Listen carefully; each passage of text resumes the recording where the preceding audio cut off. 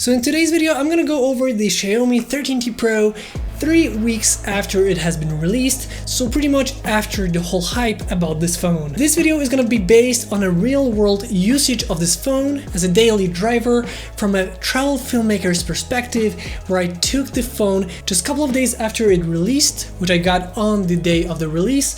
I took it right away with me to Lanzarote, one of the Canary Islands, so I was taking a lot of photos, a lot of videos, and using it daily for everything. It could be using it as a maps, using it as, just overall communication device, everything on this device. This is the 12 gigabytes of RAM model with 500 gigabytes of storage. Unfortunately, in our region, the 16 gigabyte version with the 1 terabyte storage is not available. And going over the more general things first, this phone is very intuitive to use. Also, it has the IP68 rating for dust and water, which makes it a little bit better for a travel filmmaker like myself, because I'm not afraid if it's gonna, survive the harsh conditions when traveling. Another thing is the design. At first, I wasn't 100% sure if it's the kind of design that I like, both in terms of the camera bump on the back. Also, if I take the case off, you're gonna notice one thing.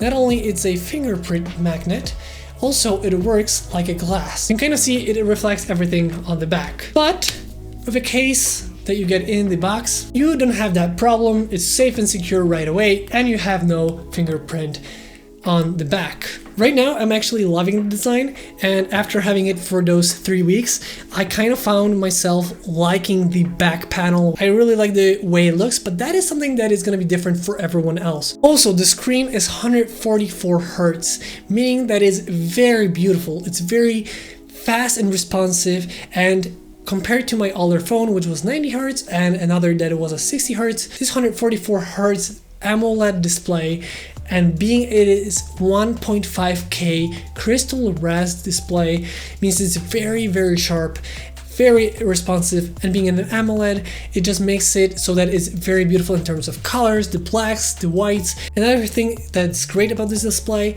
was the brightness. Even in harsh sunlight, because on Lanzarote we had really harsh sunlight, I was able to see everything perfectly. I set it out at full and then put on the auto brightness. It was really good even at the harshest location. Also, when you actually turn the power saver on this phone, the screen goes to either 60 or 30 frames per second, which is very noticeable.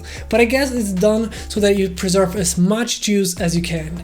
But you'll notice it right away. It's gonna be very jarring when you go from 144 Hz. Also, for extras, before we go to the main points where are the photos and videos from this phone, because that is pretty much the main selling point of this phone in my opinion.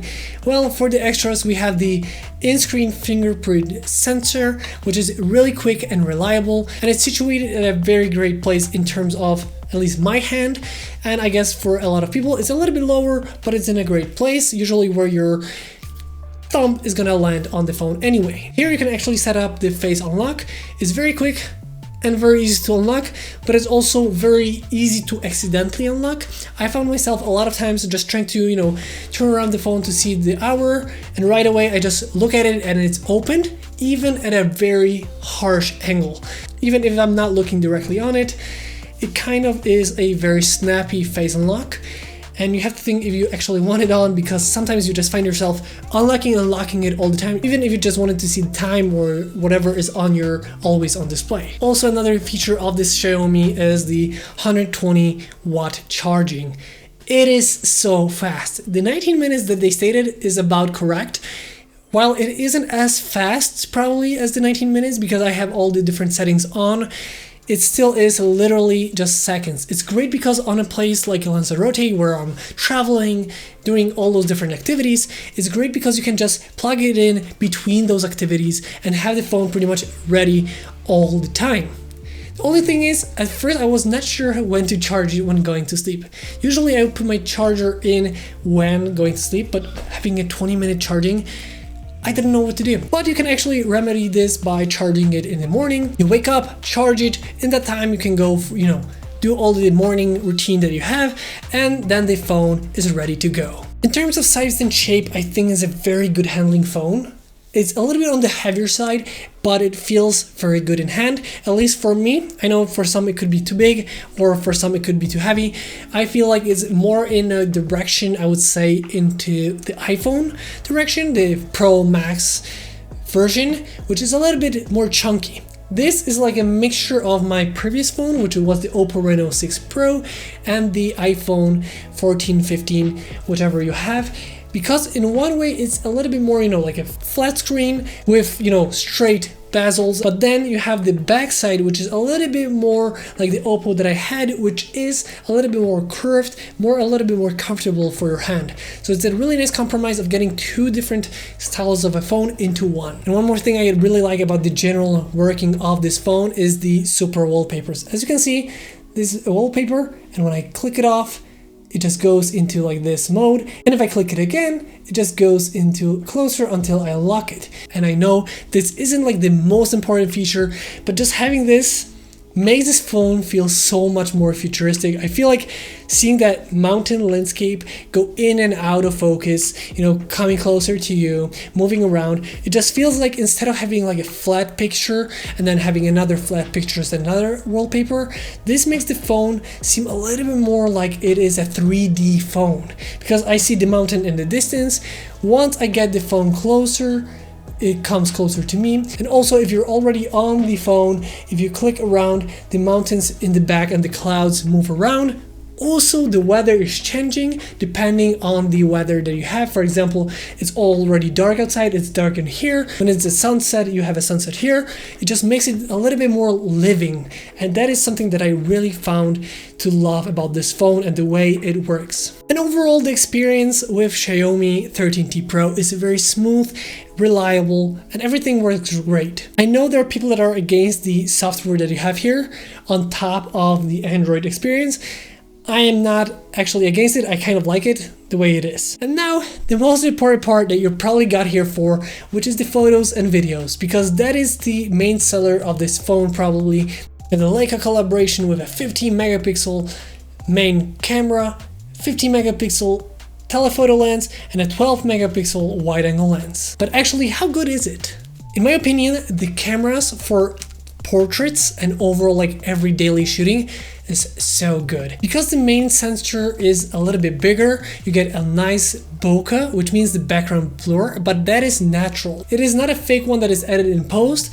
Just because the sensor is slightly bigger, if you come closer to the subject, there's a nice natural bokeh in the back. And because it's a slightly bigger sensor, it works great even in low light. Telephoto lens also has bigger compression, meaning that you have a different kind of a bokeh where everything from the back is a little bit more compressed, and it being equivalent to a 50mm on a full frame, meaning it's perfect for portrait photography.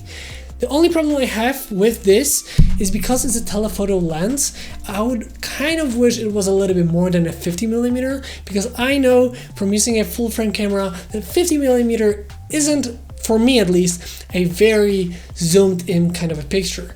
And having a 50mm here as a telephoto means it's great for portraits and a little bit closer because it's like a 2x zoom compared to the 24 equivalent of the main sensor.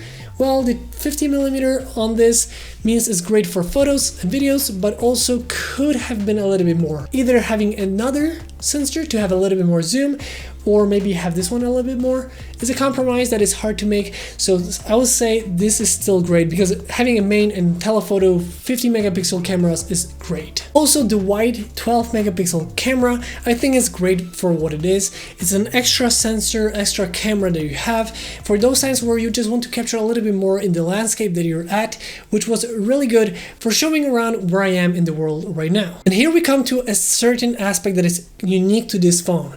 The Leica Vibrant and Leica Authentic. And I'm not gonna lie, I had problem choosing which one I wanted to use. In other words, I felt like the Leica Authentic was a little bit more like the iPhone colors, while the Leica Vibrant was a little bit more in the vibrant Samsung colors. So kind of like two worlds, and you can choose which one you want to use. There's also an option to actually have everything the way you want to, so you can have like a different setup instead of the Leica Vibrant and Authentic. You can have like a Leica your own kind of a setup. But during the trip I was constantly changing between Vibrant and the Authentic, and while they're different, they're very similar, so you're gonna probably like both of them. And in my opinion, it just seems like it's a different use for different scenario. Sometimes you're gonna like this one more and sometimes the other one. But here comes one thing that is, as a travel filmmaker, for me important is not only the photos, which are amazing in my opinion, ready for social media, for Instagram stories, reels, everything in between, but how about the video on this phone? Well, you can actually record up to 8K at 24 frames per second, but that for me isn't much of use. You can actually record in 4K 60 frames per second, which looks amazing for me.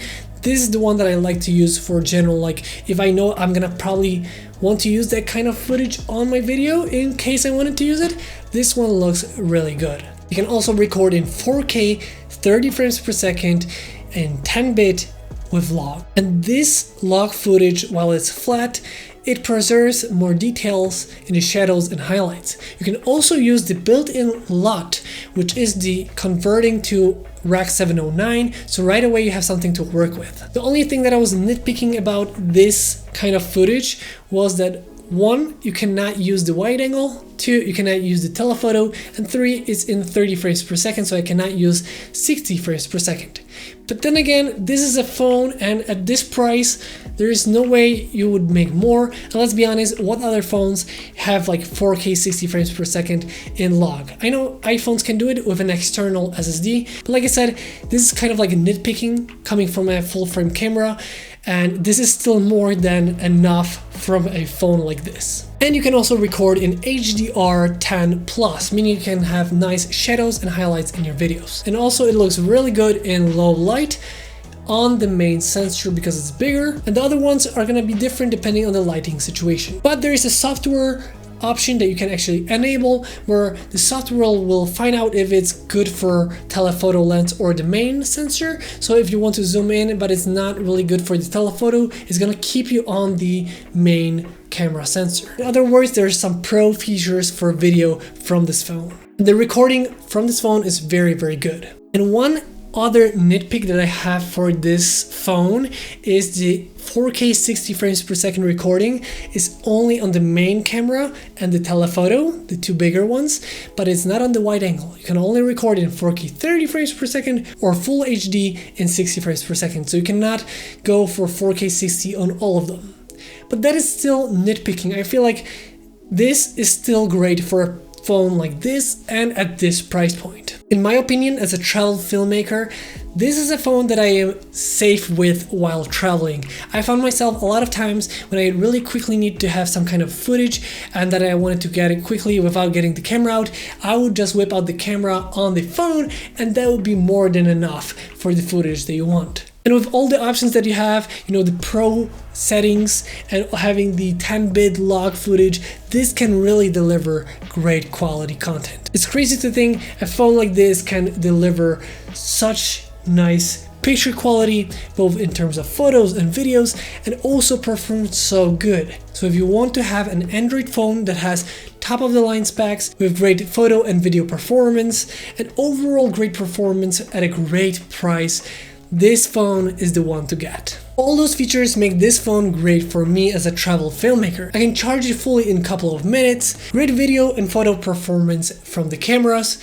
also 144Hz display with a 1.5K display, AMOLED, perfect viewing experience, and having like an all-around beast of a phone with you that can work as a utility, maps, information, quick to charge, good to hold the battery, have great content creation potential.